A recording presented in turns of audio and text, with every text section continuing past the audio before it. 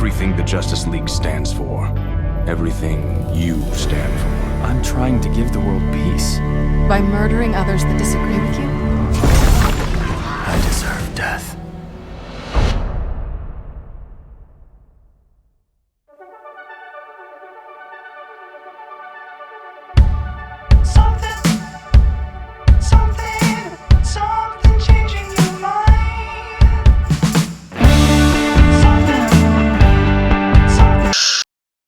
These two things are totally different. The film may say it's based on Tom Taylor's comics, and the first 40 minutes stay pretty close, some characters are switched out, but dialogue is often lifted. And you're grinning like an idiot. However, there are major differences in its presentation that fundamentally changes your relationship with the events. Superman's descent into a dictator in the comics was extremely gradual. We're on his side originally, in fact, when he starts interfering with wars, because his decision doesn't come from a desire for retribution, but from a moment where, in pain, all alone with nothing to lose, listening to the sad news of the world, he decides to finally do something about the failing geopolitics of the world. He couldn't save Lois, but he can finally now save the children he usually doesn't interfere with because of the political dangers it would represent. In the film, this entire moment is replaced with Batman and Wonder Woman literally acting as the angel and devil on his shoulders. Batman preaches the law, and Diana says it sucks balls, and Clark is like, she's right. I won't be held back by ideals that don't protect the innocent.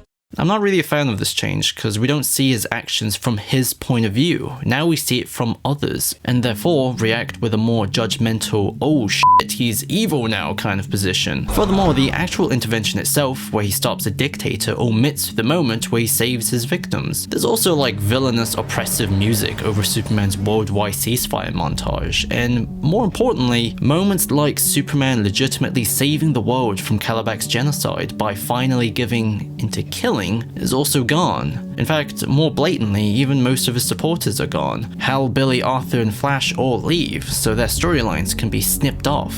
In Flash's case, that snipping is quite literal. In doing so, the sense of moral complexity is wiped out, where the perspective they gave, the idea that the best man you know is making compromises, but you trust him because he's never let you down, and you get to clean up the corruption you've always lived with around you, that connection is gone. The sense of realistic practicality of what Superman's doing is also gone. They don't even use the line about how you can't just stop wars, because the reason why they still happen still exists, so you need to enforce peace somehow. It's all been simplified. Instead, it's all boiled down to Bruce and Diana, who have very vague positions when it comes to, we're gonna become tyrants, and we won't. Or, justice is finally done. On one hand, this sucks, as you can probably tell from my tone, especially when the material for more nuance is right here.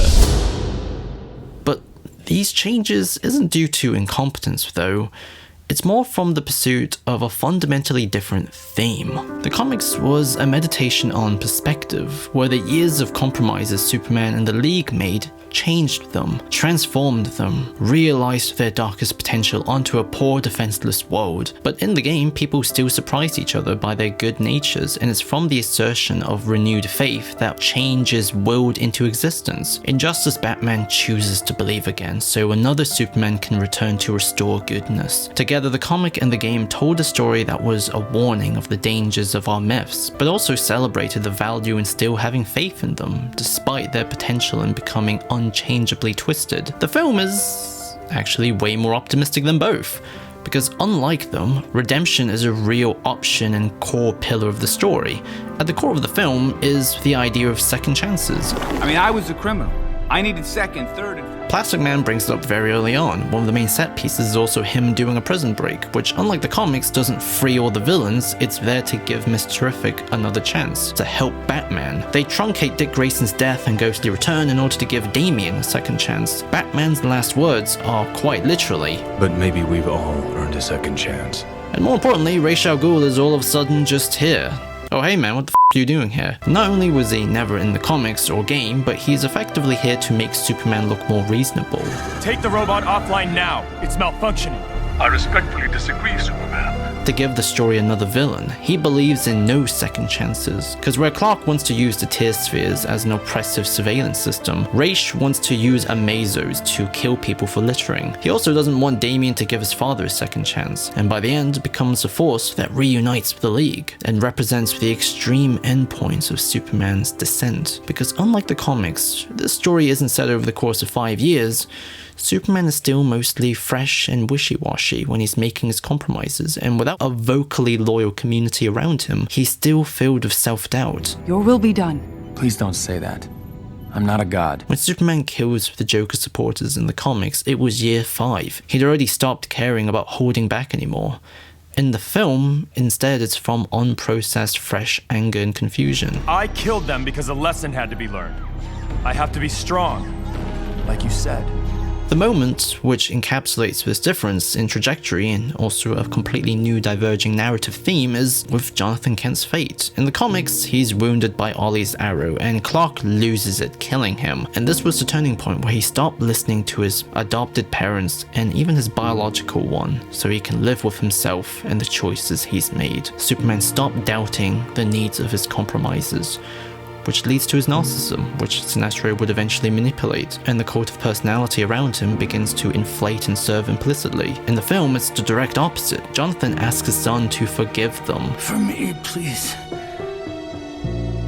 I love you, son. And this plants a competing seed of doubt, which then manifests itself in a completely new ending. You either love this change at the end or you hate it. For me, it was when it strangely won me over, because I was like, alright, there's no actual point in being mad now about the weaknesses of this film as an adaptation, because it's not an adaptation, it's its own story. And also I felt a bit of relief, because adaptations are often treated as a substitute for the original work, but Tom Taylor's comics are so powerful that I wouldn't want the experience of reading them be devalued by a flashier alternative. Good Superman arrives after a very goofy fight with Amazo that ends like a Looney Tunes, and as a bit of subversion, good Superman actually loses, because evil Superman refuses to hold back. However, as an act of genius, Batman copies Joss Whedon's plan, which involved bringing in Lois Lane as a secret weapon, a pregnant Lois Lane from another universe who lost her own Superman and reminds ours of the man he was, the man she lost.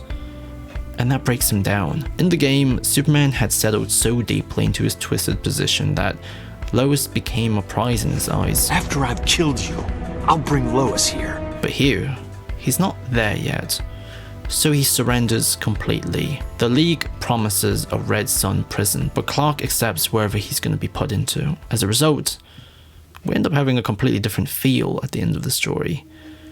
Unlike the game, we can confidently believe that one day, he'll have his own second chance. Mr. Terrific and I will build a Red Sun prison.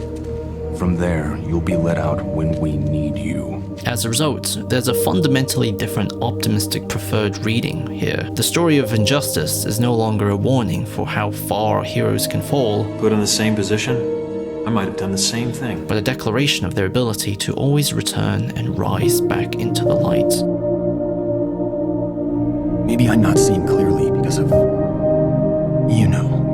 No more, Bruce. No more. You're his best friend. Talk to him. I can't. Try and forgive them. For me, please. I'm not a god. True. You aren't nearly as venal, cruel, or arrogant. I just want to keep people safe. They saved our lives.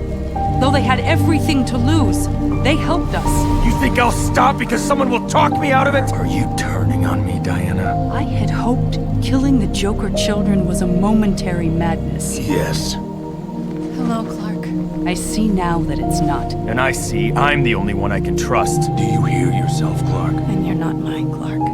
He died stopping Brainiac. Stand down. Make the decision to finally stop this madness. You're pregnant? How did it come to this? He'll grieve, but he will continue to be the best man I know. I'll stay wherever you put me. Every life was sacred to him. Is it not to you?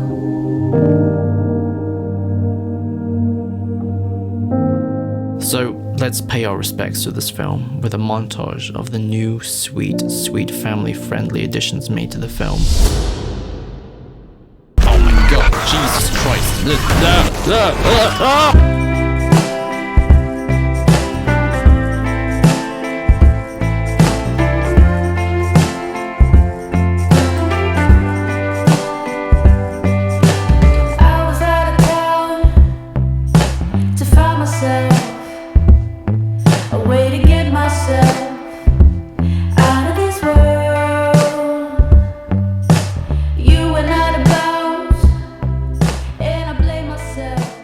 Also, I don't like the way Harley's presented. The comic did a very careful job in humanizing her, from her mourning to her redemption to the way she had a passive role in Lois's death. But now she's like the one who knocks her out and kills loads of police officers.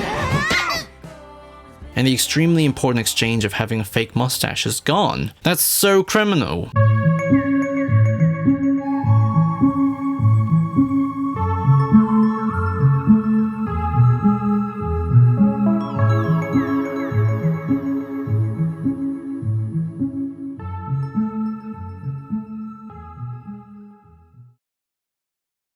You uploaded it the day we met. Boy, that's low. Look, I'm flattered, but very married.